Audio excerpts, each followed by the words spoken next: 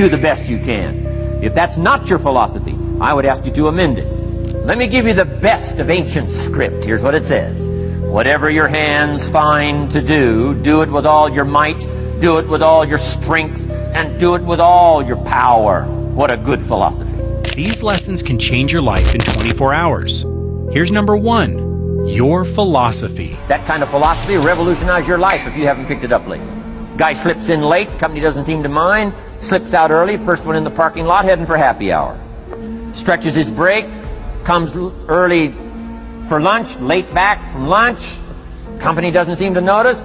Guy says, best as I can calculate, I'm putting in about a half a day's work and I'm collecting a full day's pay. And the guy says, I got it made. Little does he know the seeds of his own disaster are already being sown by the weakness of his own personal philosophy. It's not the economy that's going to determine your next 6 years. It's your philosophy about labor and about activity and about miracle and soil and seed and sunshine and rain and the economy and the banks and the money and the companies and the schools and what's going on. It's your philosophy and your attitude and then your ability to take action. All of that we call the process of life change, miracle working. When time goes by, 6 years I'd been out there working when I met my teacher, Mr. Schoaf. He said, in the last 6 years, how much money have you saved and invested? I said, what? 0. He said, you have messed up. You remember these notes. I like that. He said, who sold you on that plan? I thought, my gosh, the man's right. I'm a nice guy. I bought the wrong plan. But Schoaf said, these questions. Let's go through some results. He said, how many books have you read in the last 90 days? I said, what? 0. Wisdom of the world available? Change your life, change your future? Haven't read any books in the last 90 days. My teacher said, Mr. ROHN, you have messed up. I'm telling you, you've got the deal. The next question awakened something in me. It was simple, but it completely changed the way I looked at my life. Schoaf said, Mr. ROHN, in the last 6 months, how many classes have you taken to improve your skills or to develop new skills? Go for the American dream. Become rich and powerful and sophisticated and healthy and influential. How many classes have you taken in the last 6 months? I said, how many? 0. He said, you have messed up. If you stop and think for a moment, you can learn almost anything today. Knowledge is at your fingertips. The only question is whether you have the discipline to pursue it. All you've got to do is look within and let results teach you a great deal about your own activity, your own attitude, and your own philosophy. Results is the name of the game. We're asked in life simply to make measurable progress in reasonable time. So you got to check fairly often. Some things you got to check every day. Some things you got to check at least by the end of the week. The next lesson changed my life, and I believe it has the power to change yours as well. If you wish to be wealthy, study wealth. If you were to show me your present economic plan, in a personal conversation between you and me, you say, Mr. ROHN, let me disclose for you my current economic financial plan for the future. Would I get so excited I'd say, hey, I'm going to go across the country and lecture on your plan? Why wouldn't you have a superior, powerful financial plan that's taking you to the places you want to go? I'm asking you, if you find yourself caught like I was at age 25, make the personal commitment today and say, I'm going to study and I'm going to change, and 5 years from now, nobody's going to be able to say, how come you don't have a superior plan living in a superior country with superior opportunity? It'll be one of the most exciting days of your life because of your commitment to this simple little process I've outlined for you. But hearing this simple idea changed the way I looked at my life, and I never saw it the same way again. Here was the second phrase. Mr. Schoaf said, Mr. ROHN, if you wish to be happy, study happiness. I didn't know happiness was a study. My best hope for happiness at age 25 was to just go through the day with my fingers crossed, hoping somehow something would make me happy. Schoaf said, no, Mr. ROHN, happiness is not something you postpone. Happiness is not something off in the future. Happiness is something you design. You got to get the word. Happiness is something you design. Happiness is a study. Happiness is a practice. Happiness is an art. It's not an accident. It's an art.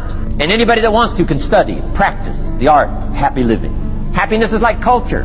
Money doesn't make you cultured, but culture is within the grasp of all of us.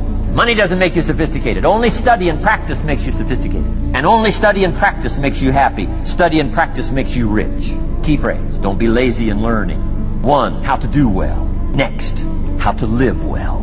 Don't be lazy in learning and practicing the art of economics, practicing the art of productivity, and practicing the art of lifestyle. Mr. Schaaf taught Jim Rohn many valuable lessons, but this was the one that transformed my perspective, changed the way I saw myself. It taught me to never settle, to always aim higher, and I believe it can do the same for you. If two amounts pop in your mind, always go for the higher amount and become the higher thinking person. That helped change my life. Here's what he said, become a 2-quarter person.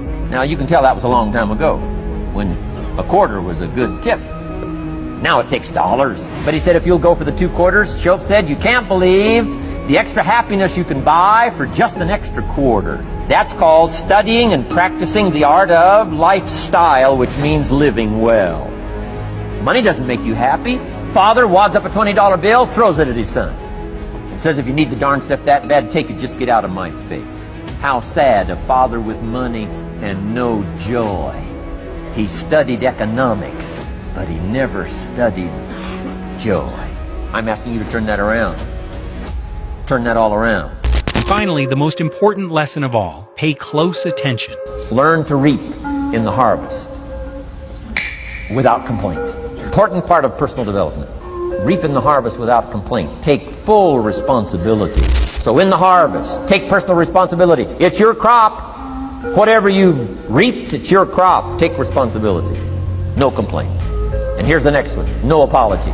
The best of human maturity is no apology if you've done well, and no complaint if you haven't, knowing that that's where the answers lie, within, and then without in the miracle of the possibilities that we have to work with. Good phraseology used in the Bible, in my amateur way, but let me put it to you best I can. Treat your body like a temple. A temple meaning something you take extremely good care of. A temple, it's the only place you've got to live currently. The temple. But here's also what takes time, and that's your mental development. Feeding the mind. Some people read so little, they got rickets of the mind. They couldn't give you a good, strong argument as to their own personal beliefs. All glory to the people. Let the state be the servant of its people, not the people be the servant of the state.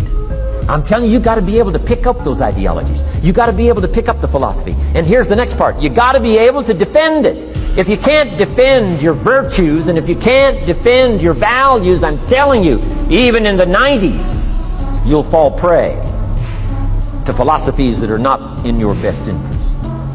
And we've got to help our teenagers, we've got to help our kids especially, to be able to debate the major life issues, the political issues and the social issues, and the religious issues and the spiritual issues and the nutritional issues and the economic issues and all of the rest of the issues that are valuable for us to build the kind of equities we want. You got to get yourself ready. And one of the ways you got to get ready is not just physical and not just spiritual. You got to get ready mentally. If you enjoyed this video, don't forget to like it and subscribe so you never miss another lesson.